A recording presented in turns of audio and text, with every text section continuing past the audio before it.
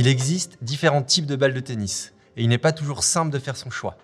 Nous allons ici vous expliquer les grands principes afin de vous aider à choisir la balle qui vous convient le mieux.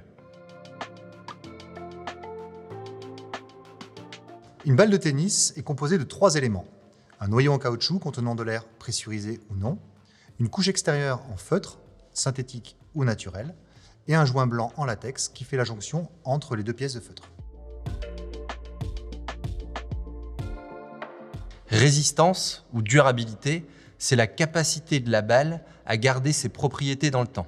La hauteur de rebond, c'est la capacité de la balle à rebondir plus ou moins haut. Le rebond dépend de la composition du feutre et du caoutchouc. La vitesse, c'est la capacité de la balle à restituer de la vitesse après le contact avec le cordage. Elle va dépendre de la qualité du caoutchouc. La vivacité dépend de la hauteur de rebond et de la vitesse. Plus la balle rebondit haut et plus elle est rapide, plus elle sera dite vive. Le contrôle de la trajectoire, c'est la capacité du joueur à contrôler la balle de son adversaire. Il existe 3 types de balles. Les balles apprentissage, ce sont les balles plus lentes à destination des enfants ou des adultes débutants. Les balles dites sans pression, ce sont des balles à vitesse standard destinées aux adultes débutants ou au club.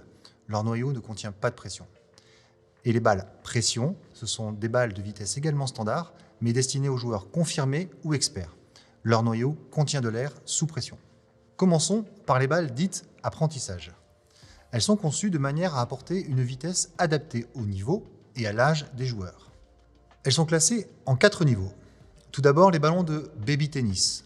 Gros, légers et gonflables, ils permettent une découverte ludique du tennis pour les enfants de moins de 4 ans.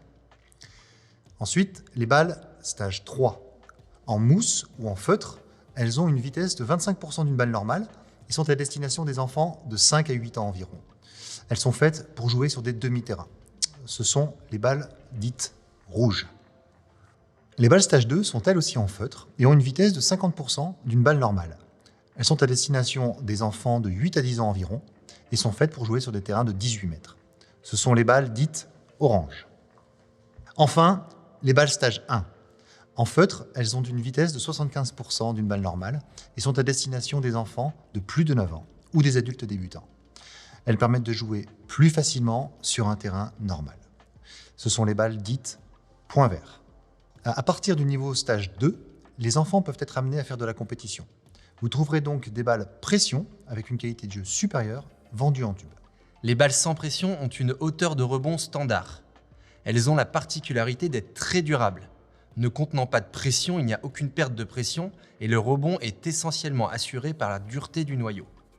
Elles sont destinées aux joueurs loisirs ou débutants recherchant de la durabilité. Elles sont également destinées au club.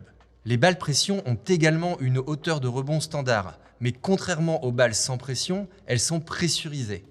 Cela signifie qu'un gaz est contenu à l'intérieur du noyau. Elles ont la particularité d'être plus rapides, de mieux prendre les effets et d'avoir une trajectoire plus stable. Cependant, comme le gaz contenu à l'intérieur de la balle peut s'échapper avec le temps, ces balles sont donc moins durables. Elles sont destinées aux joueurs confirmés experts et ce sont les balles utilisées lors des différents tournois.